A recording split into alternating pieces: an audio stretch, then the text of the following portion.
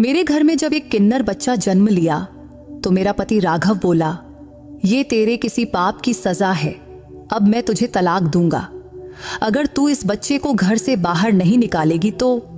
मैंने उस नन्ही जान को शिव मंदिर के बाहर रख दिया और राघव से कहा, मेरा भगवान जरूर कोई चमत्कार करेगा, फिर कल सुबह तक सब ठीक हो जाएगा। इस पर वो हंसा और बोला, ठीक है, सुबह तक का वक्त है तेरे पास, अगर कुछ नहीं हुआ तो मैं तुझे छोड़कर दूसरी शादी कर लूंगा। सुबह की आरती में अभी 10 मिनट बाकी थे, तभी मंदिर के लाउडस्पीकर पर एक घोषणा हुई। वो घोषणा सुनते ही मेरा पति जोर जोर 10 से रोने लगा। मैं मंदिर के एक कोने में बैठी आंसू पोंछ रही थी, हाथ जोड़कर भगवान से प्रार्थना कर रही थी। राघव बाहर खड़ा मुझे देखकर हंस रहा था। अब वो इतना क्रूर हो चुका था जितना पहले कभी नहीं था। वो लगातार बोलता जा रहा था, कुछ नहीं होगा, कुछ नहीं बदलेगा, तेरे जैसे औरतों का भगवान भी कुछ नहीं करता। और रही बात चमत्कार की, तो चमत्कार 3-4 घंटे में थोड़े होते हैं। मैं रोते रोते बस एक ही बात दोहरा रही थी, हे देवा, मेरी मदद कर और इस इंसान को दिखा कि तू क्या कर सकता है। तेरा न्याय सबसे सच्चा है।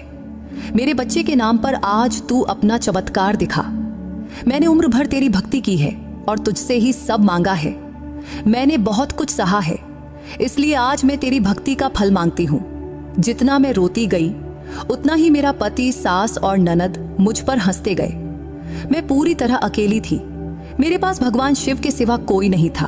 वक्त बीतता जा रहा था और उम्मीद धीरे धीरे खत्म होती जा रही थी।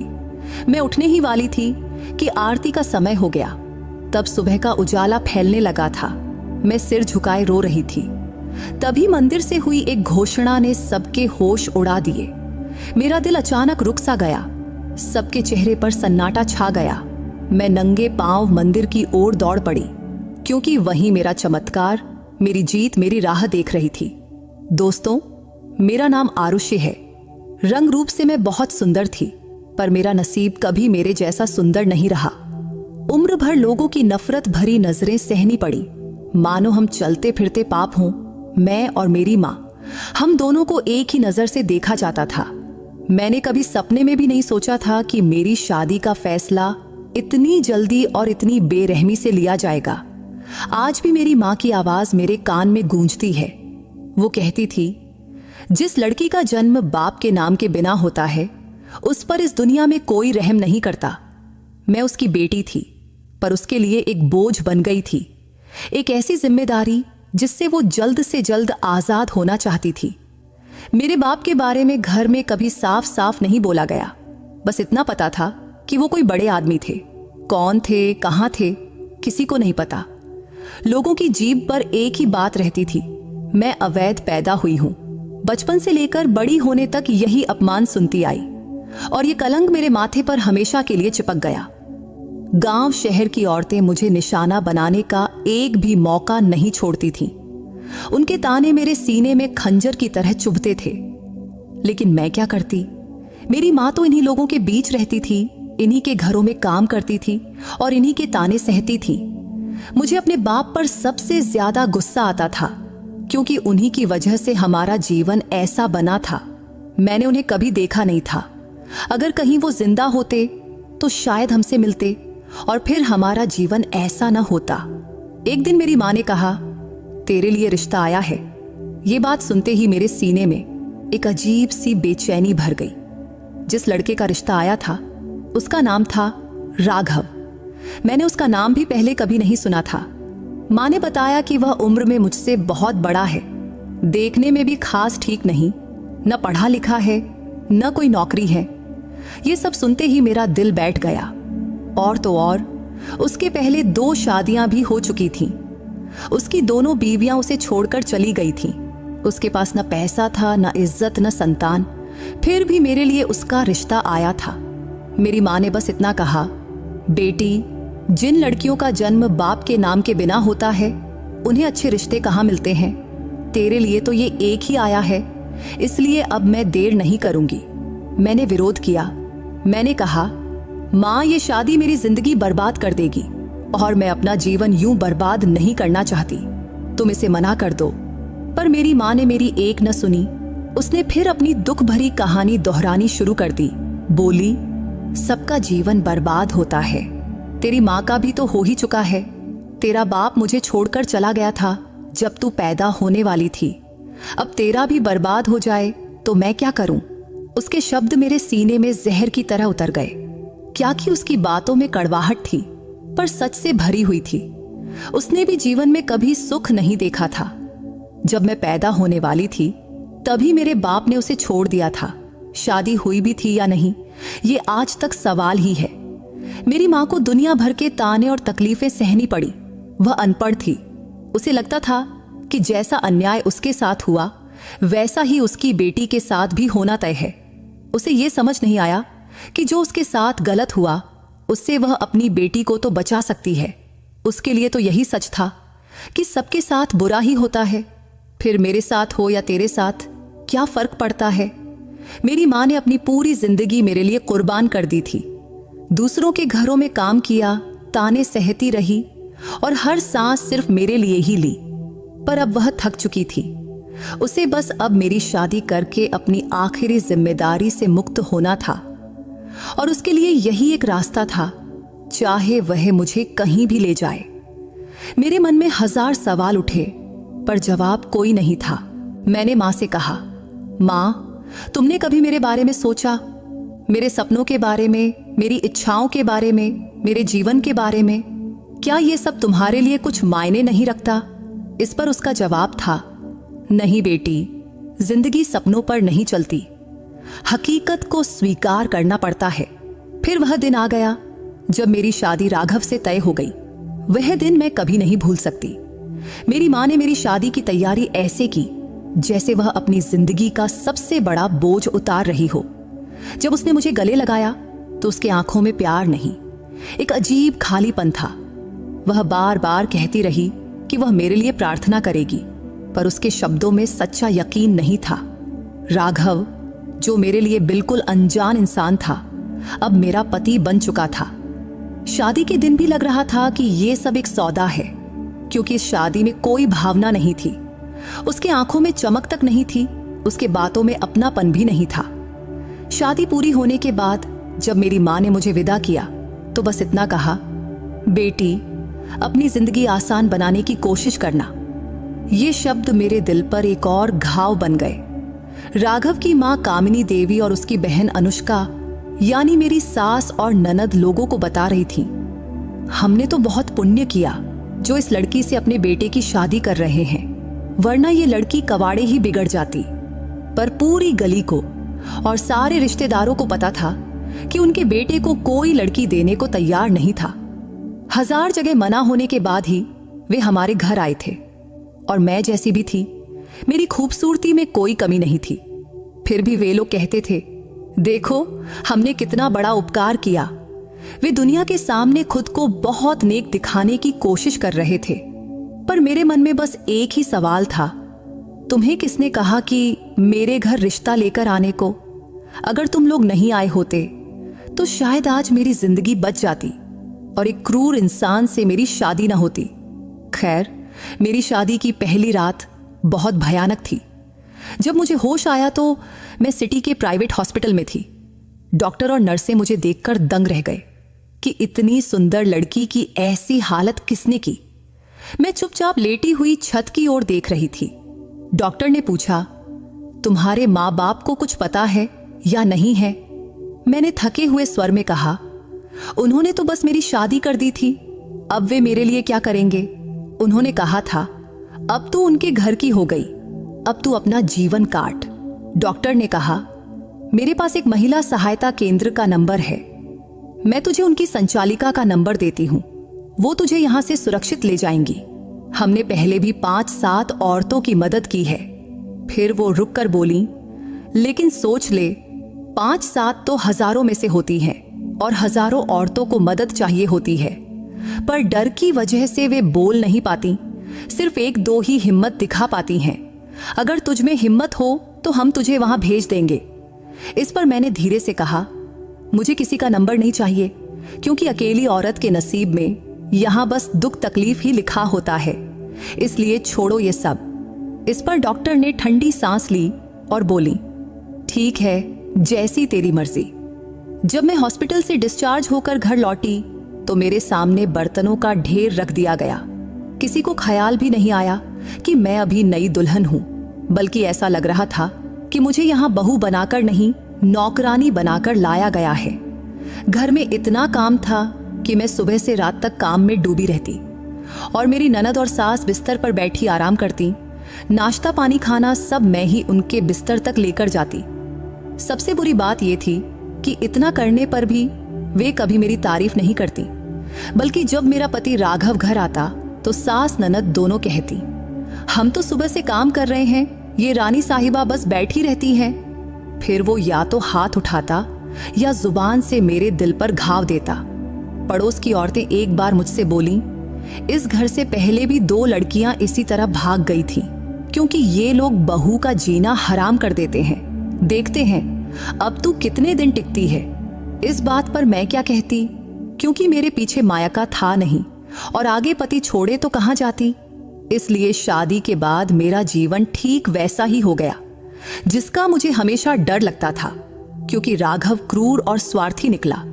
मेरे लिए हर दिन मुश्किल था, फिर भी अपनी मां की कही बात याद रखती थी। जिंदगी आसान नहीं होती, वो बात मेरी हकीकत बन चुकी थी, क्योंकि जब औरत पूरी तरह फंस जाती है तो अक्सर उसे बुरा पति और बुरा ससुराल ही मिलता है।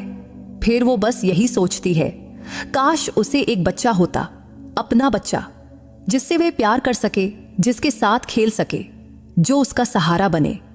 पर यही मेरी सबसे बड़ी गलती साबित हुई कि मैं भी यही सब सोचने लगी और मां बनने की प्रार्थना करने लगी। वैसे मेरे पति राघव की पिछली 2 बीवियों से उसे कभी संतान नहीं हुई थी, इसलिए मैं सपने में भी नहीं सोच सकती थी कि मेरे जीवन में ऐसा पल भी आएगा और जो इंसान हमेशा मेरे प्रति कठोर रहा वह अचानक मेरे लिए नरम पड़ जाएगा। जब डॉक्टर ने मुझसे कहा कि मैं मां बनने वाली हूं तो मेरे सीने में एक साथ खुशी और डर दोनों उमड़ आए। लेकिन अपने पति का चेहरा देखकर मैं दंग रह गई, क्योंकि उसके चेहरे पर सच्ची खुशी थी। डॉक्टर के कमरे से बाहर निकलते ही उसने मेरा हाथ थामा। वो पल मुझे सपने जैसा लगा था, क्योंकि उसके हाथ में पहली बार कोमलता थी। वह प्यार से बोला, धीरे चल, कहीं तुझे कुछ हो गया तो। ये सुनकर मैं हैरान रह गई, क्योंकि जिस इंसान के दिल में मेरे लिए कभी कोई भाव था ही नहीं, उसमें ये ममता अचानक कहां से आ गई। घर लौटते ही उसने अपनी मां और बहन को बुलाया। तब उसकी आवाज में वही सख्ती थी जो वह मुझ पर दिखाता था, पर इस बार वो सख्ती मेरे हक की थी। उसने कहा, खबरदार, अब अगर किसी ने मेरी बीवी को तंग किया तो अच्छा नहीं होगा, क्योंकि ये मां बनने वाली है और ध्यान रहे, इसका पूरा ख्याल रखा जाएगा। ये शब्द मुझे सपने जैसे लगे, ऐसा सपना जो मैंने कभी सच होते नहीं देखा था। फिर मेरा पति आगे बोला, अब ये सिर्फ खाना बनाएगी, वो भी सिर्फ 2 महीने, उसके बाद इसे पूरा आराम करना है। बाकी घर का काम तुम लोग संभालो या बाहर से खाना मंगवाओ। मैं रोज फल, दूध और जो भी चाहिए लाऊंगा। ये सुनकर मैं वहीं थम गई। क्या यही वो इंसान था जिसने मेरी जिंदगी नरक बना रखी थी? तब मेरी सास और ननद के चेहरे पर खुशी और बेचैनी दोनों थीं। शायद वे सोच रही थीं कि ये सब अचानक कैसे और क्यों हो रहा है। थोड़ी देर की खामोशी के बाद मेरी सास बोली, ये क्या बात हुई? औरतें तो हमेशा काम करती आई हैं, और मां बनना कोई बीमारी है क्या? पर मेरे पति ने उनकी बात सख्ती से काट दिया और उन्होंने कहा, मैंने कहा ना, अब से ये कोई काम नहीं करेगी और इस पर कोई बहस नहीं होगी। उस पल में मेरे मन में उम्मीद का एक छोटा सा किरण जाग उठा। क्या सचमुच भगवान ने उसका दिल बदल दिया था? क्या वह सच में बदल रहा था? लेकिन फिर भी मुझे यकीन नहीं हो रहा था कि यह बदलाव हमेशा के लिए है या सिर्फ कुछ दिनों का। फिर भी उस क्षण मैंने उस पर भरोसा कर लिया। उसका नरम देखभाल करने वाला स्वभाव मुझे वरदान जैसा लगा। ऐसा लगा कि आने वाले बच्चे की कृपा से ही यह सब हो रहा है। शायद यह बच्चा हमारे जीवन में अच्छा बदलाव लाएगा। वह पल मेरी जिंदगी का एक खूबसूरत मोड़ था, ऐसा मोड़ जिसने मेरे मन में उम्मीद और खुशी का दिया जला दिया। तब मुझे लगा, भगवान ने मेरी प्रार्थना सुन ली है।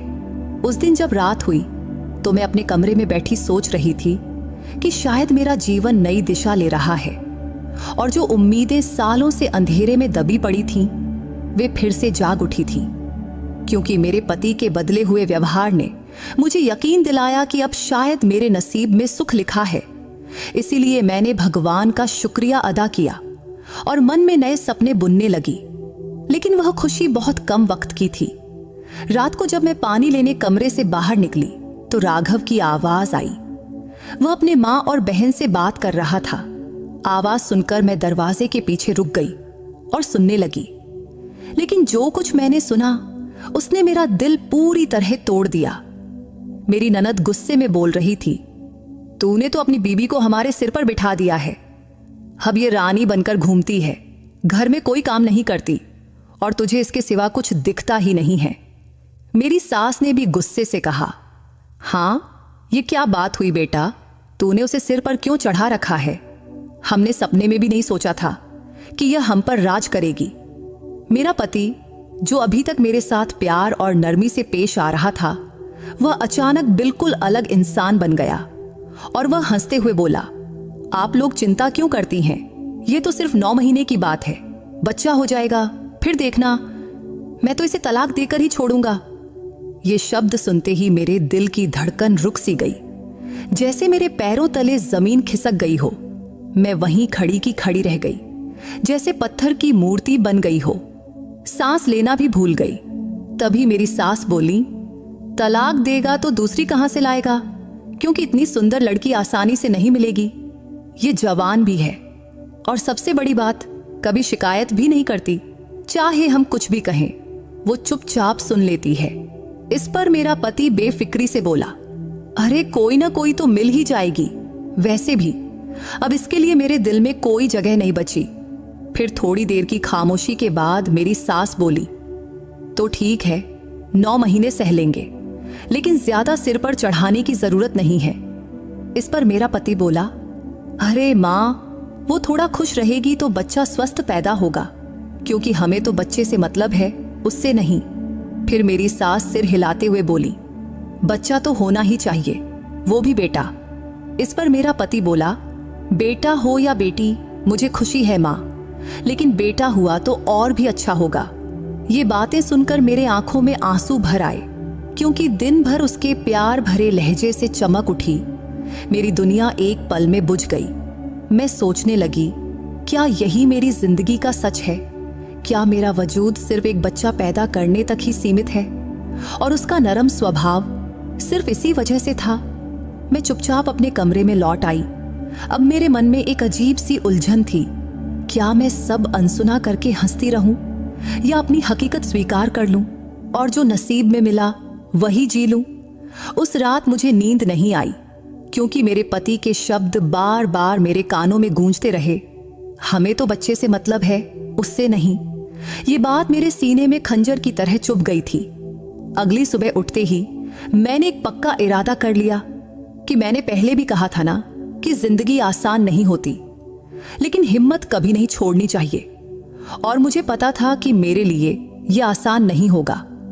फिर भी मैंने मन ही मन भगवान से प्रार्थना की कि वह मुझे इतनी हिम्मत दे कि मैं किसी तरह अपना जीवन संभाल सकूं, क्योंकि अपने पति की बातें सुनकर मेरा दिल पूरी तरह टूट चुका था और जो थोड़ी सी उम्मीद जागी थी वह भी अब खत्म हो चुकी थी। जबकि मैं सोचने लगी थी कि काश थोड़ा और वक्त तो ये उम्मीद जीवित रहती, पर बहुत जल्दी ही सब खत्म हो गया। उन दिनों मेरे पति का मूड कुछ ठीक ठीक रहता था। शायद बच्चे की खबर से उसका दिल थोड़ा नरम पड़ा था। मैंने सोचा, क्यों ना इस मौके का फायदा उठाकर मां से मिलने की इजाजत मांगूं। पहले तो मुझे डर लग रहा था, फिर हिम्मत करके बोली, मुझे अपनी मां से मिलना है। इस पर वह हैरानी से मुझे देखने लगा, जैसे मेरी बात उसे बहुत अजीब लगी हो। फिर शांत स्वर में बोला, ठीक है, सुबह मैं तुझे छोड़ दूंगा, लेकिन शाम तक लौट आना, या मैं खुद तुम्हें लेने आ जाऊंगा। इस पर मैंने फौरन खुशी से कहा, ठीक है। तब मन में एक अजीब सी शांति हुई कि आज मैं अपनी मां से मिल पाऊंगी, थोड़े समय के लिए ही सही। वही मां जो हमेशा मेरे लिए मजबूत सहारा बनने की कोशिश करती थी। हमारे रिश्ते में दूरी आ गई थी, फिर भी वह मेरी माँ ही थी। उसी माँ ने मुझे इस कठोर रिश्ते में धकेला था, फिर भी वह मेरे दिल के सबसे करीब थी। जब मैं अपनी माँ के घर पहुंची और उन्हें बताया कि मैं माँ बनने वाली हूं, तो वह खुशी से उछल पड़ी, मुझे जोर से गले लगाया, सिर पर हाथ फेरा और बोली, सब ठीक हो जाएगा बेटी, भगवान तेरे लिए जरूर अच्छा रास्ता निकालेगा। इस पर मैंने हिचकिचाते हुए पूछा, माँ तुमने कभी पापा को ढूंढने की कोशिश नहीं की? अगर मिल जाते तो हम उनसे अपना हक मांग लेते। मेरे सवाल पर माँ के चेहरे पर एक गहरी छाया उतर आई, आंखों में पुराना दर्द झलकने लगा। वह कुछ पल चुप रही, जैसे बीते दिनों की यादों में खो गई हो। फिर वो धीरे से बोली, उसे कहाँ ढूंढती, वह तो एक राहगीर था जो मेरी जिंदगी में सपने की तरह आया और चला गया। मुझसे प्यार किया, शादी की, कुछ दिन साथ रहा, कहता था कि मुझे अपने साथ ले जाएगा, कहता था कि वह किसी बड़ी हवेली का मालिक है। फिर एक दिन किसी का फोन आया कि उसकी माँ बीमार है, फिर वह चला गया और कभी लौटा ही नहीं। इस पर मैंने हैरानी से पूछा, मतलब माँ तुम्हें उनके बारे में कुछ भी पता नहीं चला? इस पर मेरी माँ ने थकी हुई मुस्कान दी और बोली, मुझे तो सिर्फ उसका नाम याद है, न पता, न शहर, न फोन नंबर।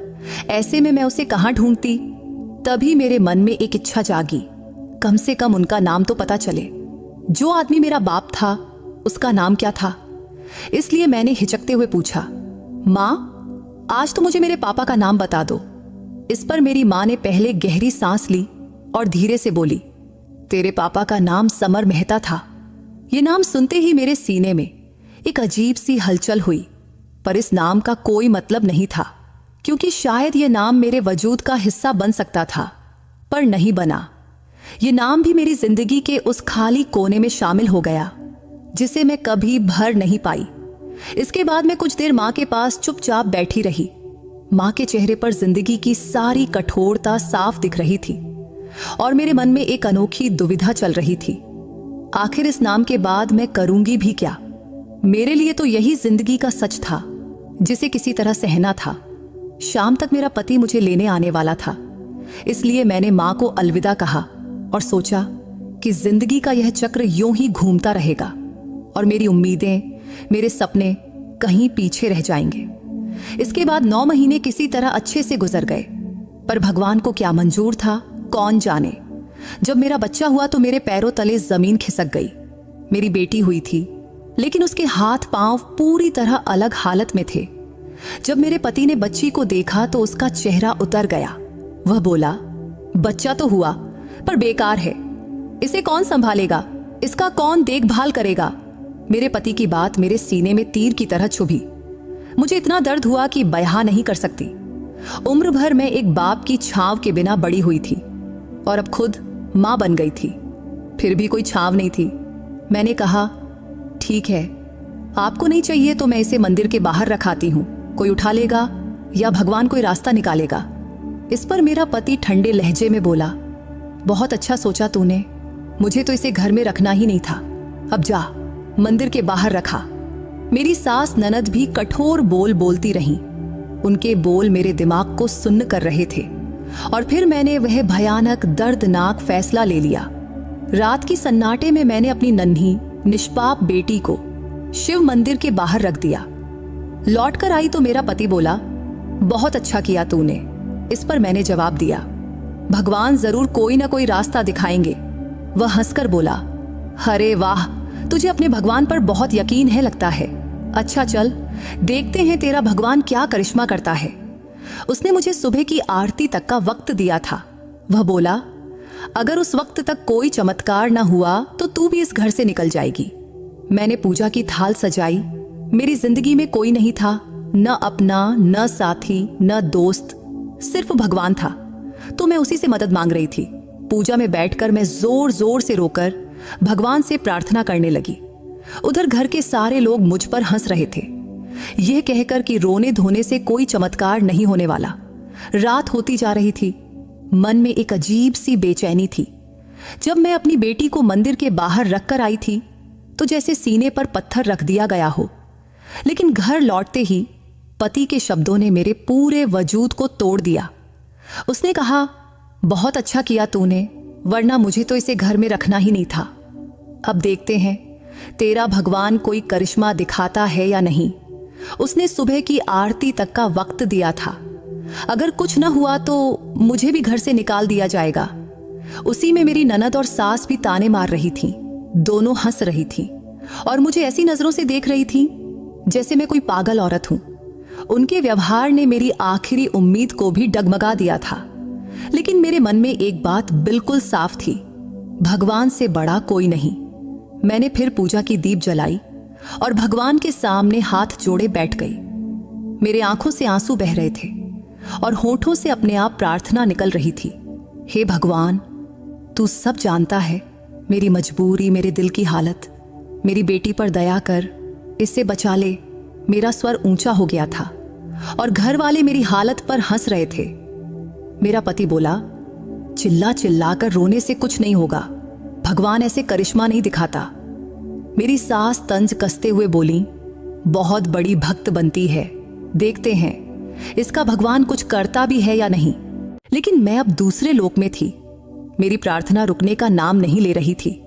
दिल की गहराई से सिर्फ एक पुकार निकल रही थी, हे भगवान, मेरी निष्पाप बेटी को किसी तरह बचा ले। रात का हर पल मेरे लिए प्रलय जैसा लग रहा था। सुबह नजदीक आ रही थी और मेरी हिम्मत टूटती जा रही थी। मन में डर था, अगर चमत्कार ना हुआ तो क्या होगा? क्या सचमुच मुझे इस घर से निकाल देंगे? क्या मेरी बेटी हमेशा के लिए अंधेरे नसीब की शिकार बन जाएगी? मेरे पति का हास्य अभी भी कानों में गूंज रहा था। वह अपनी मां से कह रहा था, ये अब किसी काम की नहीं रही, कल ही इसे घर से निकाल दो, मैं एक सुंदर लड़की ढूंढ लूंगा। मेरी सास भी उसका साथ दे रही थी। तू चिंता मत कर बेटा, मैं तेरे लिए ऐसी बहू लाऊंगी कि सब दंग रह जाएंगे। ये तो अब किसी काम की नहीं रही। उनके ये शब्द मेरे सीने में पानी की तरह उतरते रहे। फिर भी मैं शांतिपूर्वक पूजा पर बैठी रही और रोते रोते भगवान से प्रार्थना करती रही। रात का काफी वक्त बीत चुका था, सुबेर होने वाली थी। बाहर अंधेरा कम हो रहा था, लेकिन मेरे मन का अंधेरा और गहरा होता जा रहा था। तभी मेरा पति फिर ताना मारते हुए बोला, कुछ नहीं होने वाला, जा, अब तू अपना सामान बांध ले, सुबह तू इस घर से निकल जाएगी। लेकिन मैंने माथा भगवान के सामने जमीन पर पटकते हुए प्रार्थना करने लगी, हे भगवान, ये दुनिया अब मेरे लिए नहीं रही, तू ही मेरा सहारा है, इसलिए मेरी बेटी के लिए कुछ कर, कोई चमत्कार दिखा, वरना हम दोनों माँ बेटी को मौत दे। तभी अचानक मंदिर में एक घोषणा, एक ऐलान गूंजी। एक व्यक्ति जिनका नाम समर मेहता है, अपने साथ एक छोटा सा बच्चा लिए हुए हैं और वे पूछ रहे हैं कि क्या कोई इस बच्चे को पहचानता है? अगर कोई पहचानता हो तो तुरंत मंदिर में आए। ये घोषणा सुनते ही मेरी सांसें थम गई। ये नाम सुनते ही मेरा दिल जोर जोर से धड़कने लगा। समर मेहता, यही वह नाम था जो मां ने सालों बाद मुझे बताया था, यानी मेरे पापा का नाम।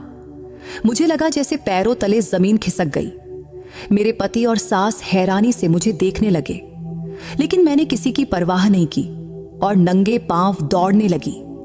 अब मेरे दिमाग में सिर्फ एक ही बात गूंज रही थी, मेरी बेटी और मेरे पापा। पूरी रात के आंसुओं के बाद लगा जैसे भगवान ने मेरे लिए दरवाजा खोल दिया हो। मेरा मन डर और उम्मीद के बीच कांप रहा था, लेकिन मेरे कदम रुकने को तैयार नहीं थे। सांसें फूल रही थीं, पर मैं रुकने वाली नहीं थी। जब मैं मंदिर पहुंची तो दरवाजे पर रुककर अंदर झांकी तो वहां एक बुजुर्ग व्यक्ति खड़े थे। उनका चेहरा दया और तेज से भरा हुआ था। उनकी गोद में मेरी बेटी थी और मैंने उन्हें पहचान लिया कि वो मेरे पापा थे। मेरी आंखों से आंसुओं की धार बह निकली। मैं धीमे कदमों से उनके पास गई और जोर से बोली, ये बच्ची मेरी है और आप मेरे पापा हैं।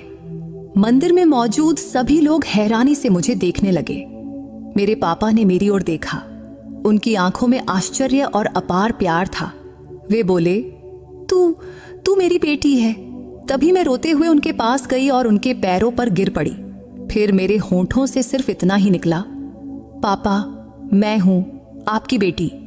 उन्होंने मुझे उठाया, मेरे आंसू पोंछे और बोले, मैंने तुझे और तेरी मां को बहुत ढूंढा बेटी, लेकिन तुम लोग कभी मिली ही नहीं। लेकिन आज भगवान ने हमारी मुलाकात करवा दिया। वह पल मेरे लिए चमत्कार से कम नहीं था। मेरी बेटी अब उनकी गोद में थी और मेरी प्रार्थना पूरी हो चुकी थी। लेकिन जब मैंने अपनी बेटी को ध्यान से देखा तो मेरी आंखें आश्चर्य से फैल गईं। उसके हाथ पांव अब पूरी तरह ठीक हो चुके थे। वह बिल्कुल स्वस्थ थी। मैंने उसे सीने से लगाया और भगवान के सामने सिर झुकाकर शुक्रिया अदा किया। तभी मेरे पापा बोले, मैं तुम दोनों को ढूंढते ढूंढते यहां आया था। रात हो गई तो मंदिर में ही रुका और अपने पापों की माफी मांगी। तभी मुझे यह बच्ची दिखी तो मैंने घोषणा करवाई कि इसका परिवार मिल जाए। मुझे कहां पता था कि यह मेरी अपनी नातिन है।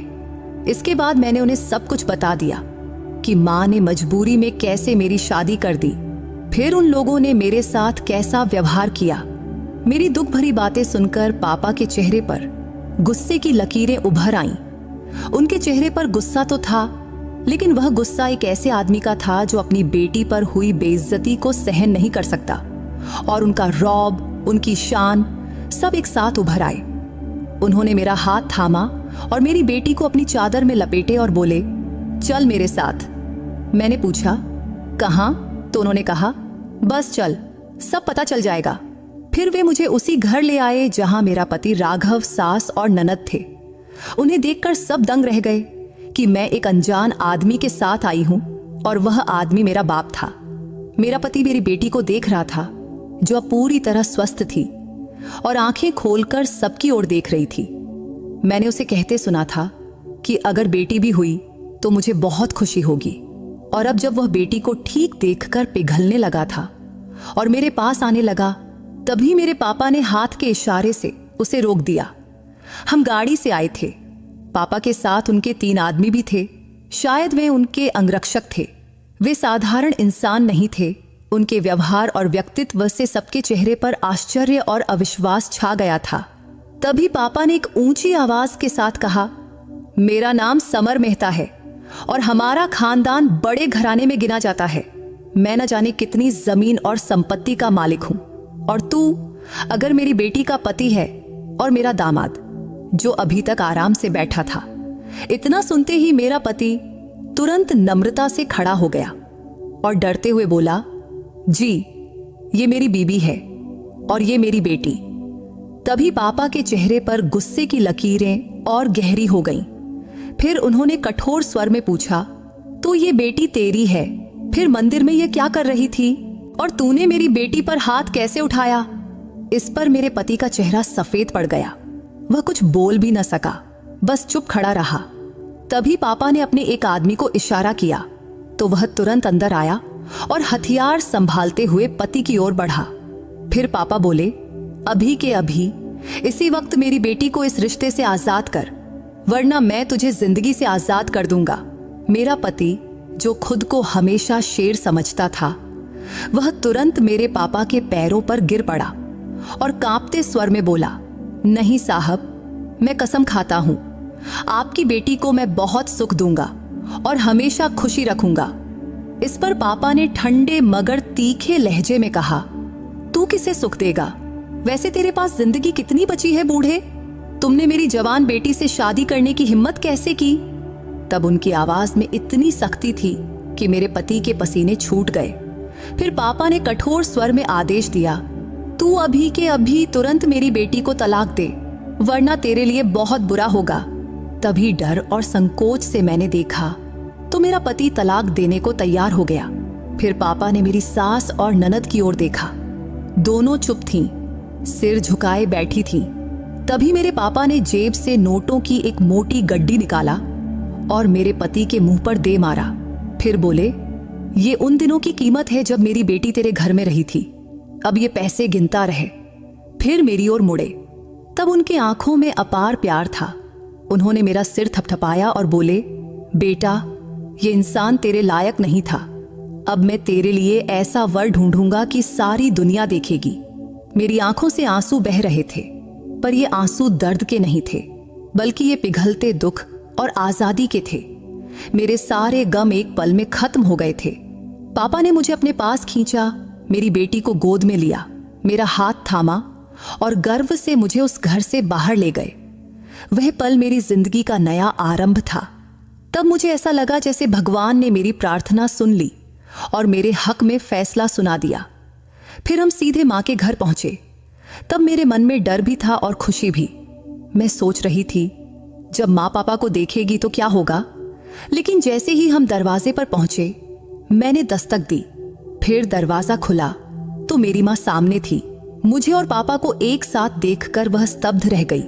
तब उसकी आंखों में आश्चर्य भी था और खुशी भी, लेकिन अगले ही पल उसकी आंखों से आंसू रुकने का नाम नहीं ले रहे थे। वह फूट फूट कर रोने लगी। तभी पापा आगे बढ़े। उन्होंने माँ के आंसू पोंछे और बोले, मैंने तुझे कभी छोड़ना नहीं चाहा था, लेकिन हालात ने मुझे मजबूर कर दिया था। आज मैं वापस आया हूं, हमेशा हमेशा के लिए। दोनों को एक दूसरे से लिपटते देख मेरा मन भर आया। मेरी आंखों से भी आंसू बहने लगे, क्योंकि वह दृश्य सपने सा था। फिर पापा ने मुझे और माँ को एक साथ गले लगाया और बोले, अब बीता हुआ कल पीछे छोड़ दो, हम नई जिंदगी शुरू करेंगे। फिर वे हमें बंबई ले गए। वहां उनकी बहुत बड़ी हवेली थी। उनकी पहली पत्नी गुजर चुकी थी और उनके बच्चे अब बड़े और शादीशुदा थे। पापा ने बताया, मुझे तुम दोनों से दूर करने वाले मेरे माँ बाप थे, लेकिन अब वे इस दुनिया में नहीं हैं और अब तुम मेरी जिंदगी में फिर से हो और मैं तुम्हें कभी नहीं छोड़ूंगा। हवेली पहुंचते ही हमें वह सम्मान और सुख मिला जिसका हमने सपने में भी नहीं सोचा था।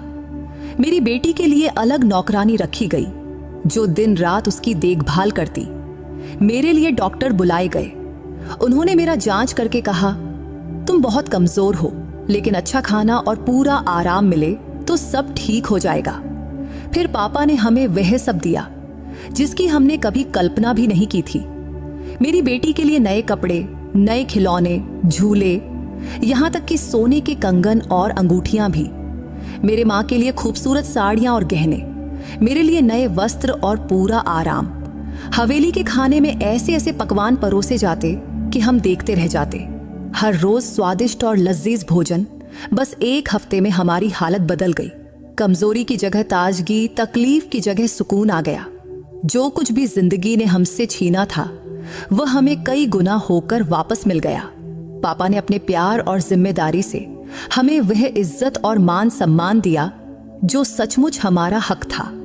बंबई पहुंचते ही उन्होंने हमारा परिचय पूरे परिवार से करवाया। वहां मेरी मुलाकात एक लड़के से हुई। सब कुछ मेरे लिए बिल्कुल नया और सुखद था।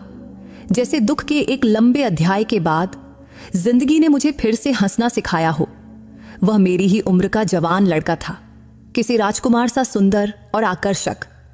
मेरे पापा मुझे उससे मिलवाते हुए बोले, ये करण मल्होत्रा है और मैं चाहता हूं कि तेरा विवाह इसी से हो। ये तुझे और तेरी बेटी को दिल से अपनाने को तैयार है। करण सचमुच बहुत अच्छा इंसान था, अमीर, जिम्मेदार और संवेदनशील भी। लेकिन इस बार मैं कोई जल्दबाजी में फैसला नहीं करना चाहती थी, इसलिए मैंने पापा से थोड़ा वक्त मांगी और उन्होंने मेरी इच्छा का पूरा सम्मान किया। अगले कुछ दिन हमने एक दूसरे को समझने में बिताए। बातों बातों में मैंने उसे अपनी जिंदगी के सारे दर्दनाक अनुभव बता दिए। वह मेरे साथ बहुत प्यार, समझदारी और संवेदनशीलता से पेश आता था। एक दिन उसने कहा, अगर तुम्हारा पहला पति मेरे सामने होता तो मैं उसे उसके व्यवहार की सजा जरूर देता। हमारे घर की कोई भी लड़की ऐसा बर्ताव बर्दाश्त नहीं करती, लेकिन अगर तू चाहे तो मैं उसे आज भी सबक सिखा सकता हूं। इस पर मैं हंसकर बोली, नहीं, जो हुआ उसे भूल जाना चाहिए।